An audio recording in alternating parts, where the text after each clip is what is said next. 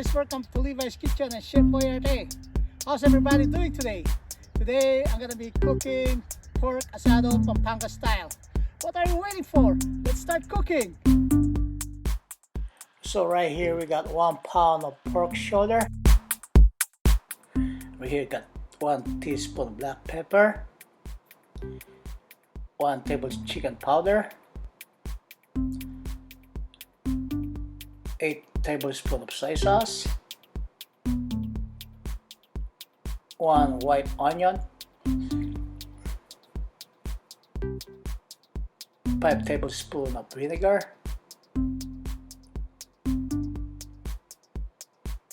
1 tablespoon of brown sugar, 8 cloves of garlic,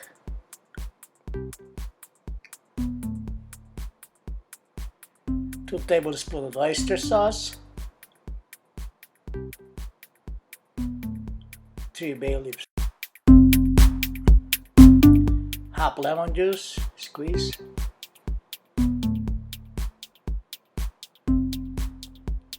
potatoes, wedges cut or pieces, 2 yellow bell peppers, half cup tomato sauce. Hi guys, I'm very sorry I didn't share you the video during the marinated time. What I did here, I marinated the pork with vinegar, garlic, soy sauce, black pepper, and water, and I let it sit for 7 hours. So guys, after we marinated the pork, pakukuluin ko po siya ng mga 20 minutes by using the marinated liquid that I used to marinate the pork. Ito po, halos ilalagay ko na yung baboy sa lutuan. Nakapatong po siya sa bell pepper and onion. Tapos ilalagay ko lang po yung liquid na pinang-marinated po natin. And then let it bring this thing to the boil for at least 20 minutes. From time to time, we flip the pork over para makuha yung even texture and cooking. Yung po, kumukulo na siya. It's been boiling for 20 minutes. Now, what we can do is we can remove the pork now. Ready na po siyang alisin sa wok muna. So, alisin ko na po siya.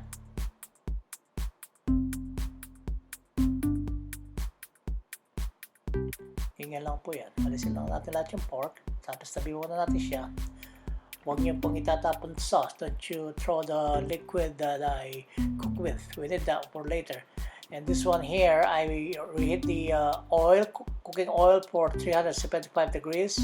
When it's heat up, now I'm gonna drop my pork and fry them for at least until they turn brown.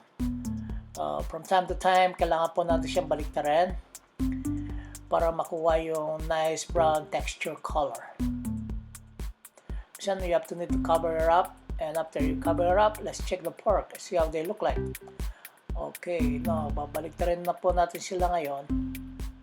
See, yan po ang gusto kong kulay ng pork. It has to be brown just like this one. Okay, since this one is ready to go, so I'm gonna do now, I'm gonna remove the pork.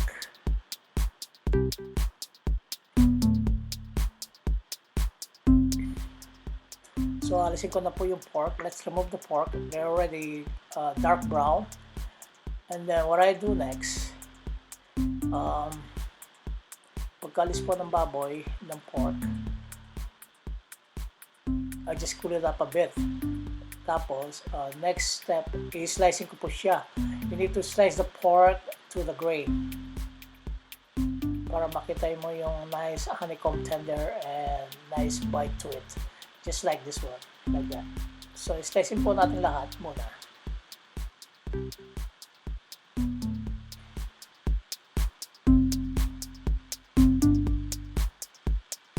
Yeah. Slicing po natin ng pork. Pagka slice natin po ng pork lahat,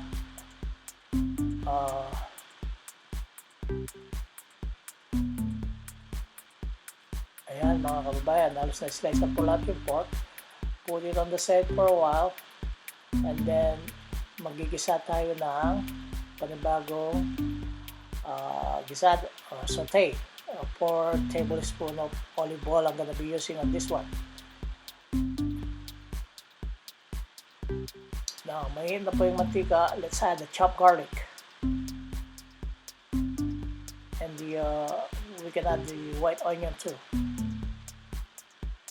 Well, usually I don't use sweetie or food coloring, but this time I'm gonna add a little bit just to bring up the texture of the asado.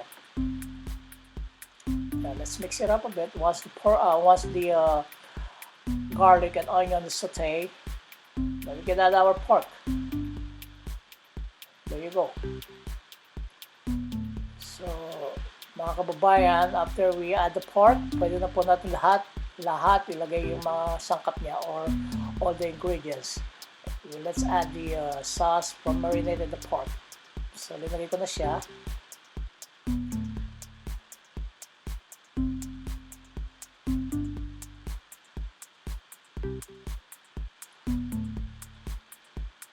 Nilalagay ko na po yung black peppers.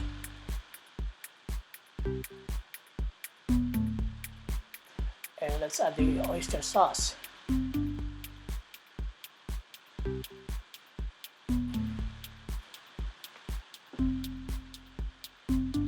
So, bali ang ano po nito, ilalagay na po natin lahat ng kanyang sangkap. Kaya nga, now I'm gonna add the pork powder.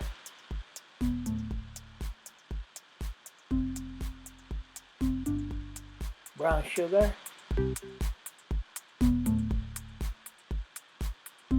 And tomato sauce. You could use, I use half cup of tomato sauce, but if you want to use less, if you really not too crazy to bring up the sourness, then reduce the tomato sauce to reduce the acidic taste or flavor. Now I'm gonna add 1/4 cup of white wine. Add some bay leaf. You won't bring up the musky smell. Take it out away, and add the potatoes.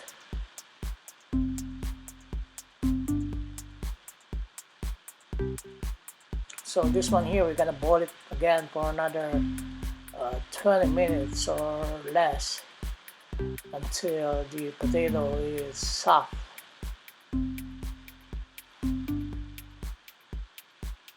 Let's add the remaining vegetable from marinated that I sauteed a while ago. Now let's bring it to boil and cover it up, and now it's been boiling for 20 minutes. Let's check our potato. When your potato is soft or they're cooked already, you need to take them out. Don't let them too long in there. You don't want them to get mushy.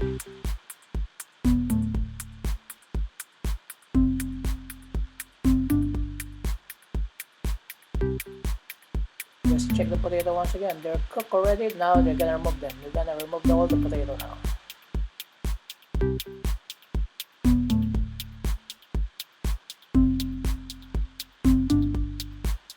Now the pork's almost cooked. What I do now is I'm gonna transfer the pork into a separate container using the ceramic glass. This one here. I'm gonna line them up just like that. We need to line them up para maganda yung pagka-forma ika. Nice form of the meat. Line them up